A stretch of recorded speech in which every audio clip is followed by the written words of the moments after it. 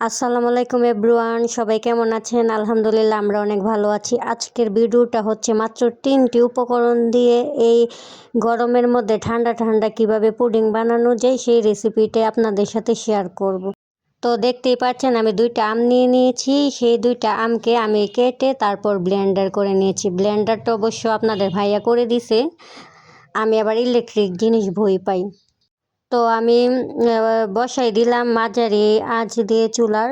তারপর এখন একটু গরম হলেই আমি 1 কাপ পরিমাণ চিনি দিয়ে দিয়েছি। তারপর এইটাই হচ্ছে মেন আগার আগার পাউডার, এটা যে কোনো মুদির দোকানেই পাবেন, এর জন্যই জেলুটা বসে। তারপর কিছুক্ষণ নেড়ে চেড়ে একটা বাটিতে সেট করে নিলাম।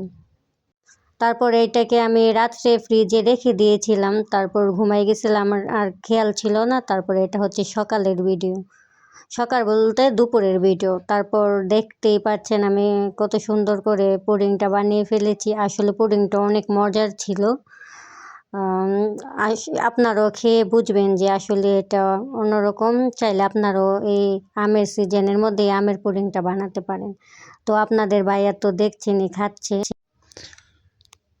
আসলে অনেক মজার ছিল, যে মানে কোনো তুলনাই হয় না। আপনারা বানিয়ে বাসায় খেতে পারেন, ভাবিকে বলেন বানিয়ে দিবেন।